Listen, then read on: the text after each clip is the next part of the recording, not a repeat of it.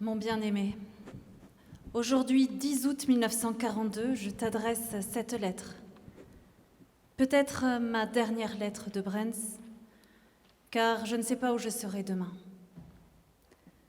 L'ambiance de ces derniers jours est terrible, et l'on essaie de se préparer à toutes les éventualités.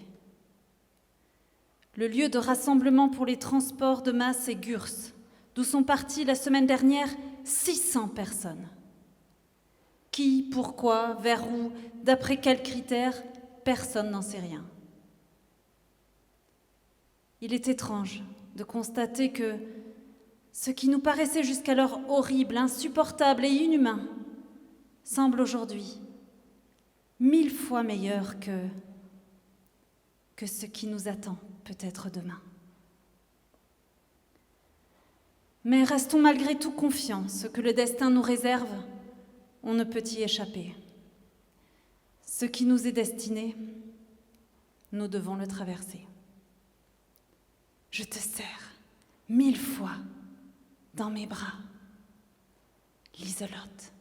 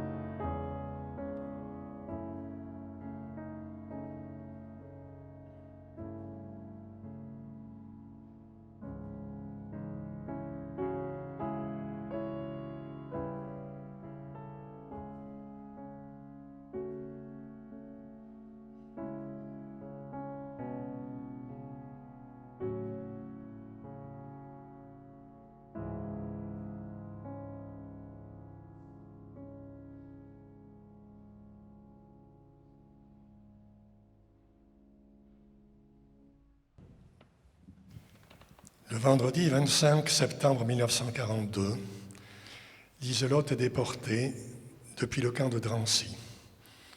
Elle est expédiée à Auschwitz par le convoi numéro 37.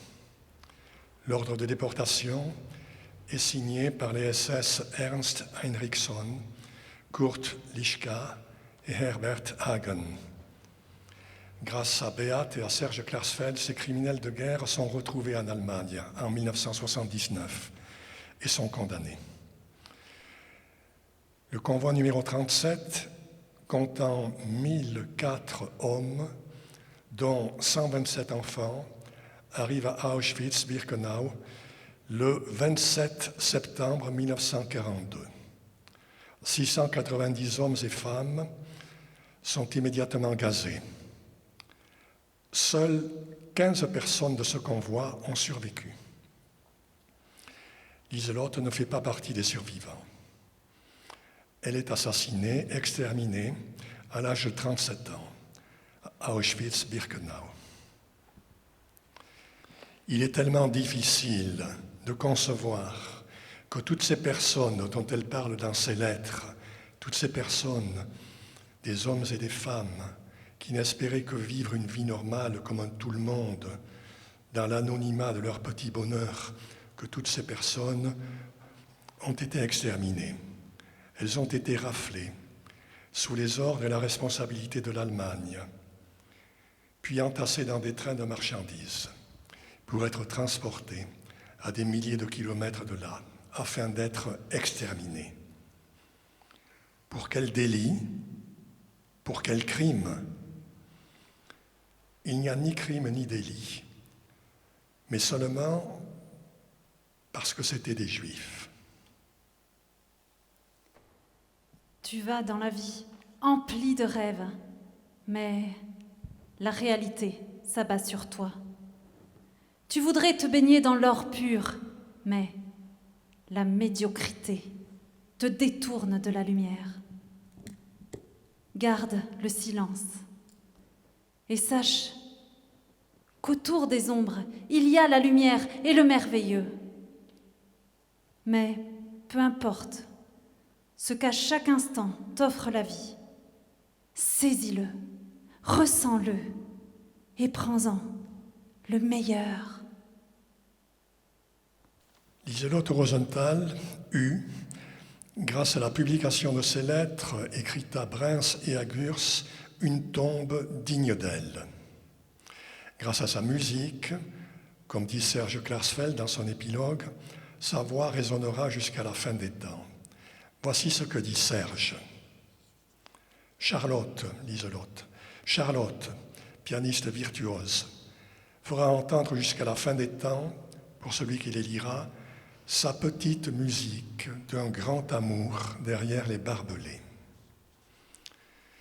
Il est essentiel que ces âmes mortes échappent à l'oubli et puissent connaître une vie posthume qui éclaire les vivants sur ce que fut cette époque où le sublime côtoie l'atroce, où Hitler se conforte encore avec Einstein pour être choisi comme l'homme du XXe siècle, où Lieselotte ne disposait que d'un porte-plume pour vaincre la mort et pour faire savoir au monde qu'elle avait vécu et qu'elle avait aimé. Pour être honnête, ma vie n'est qu'une attente entre deux lettres. Elles sont l'essence de ma vie.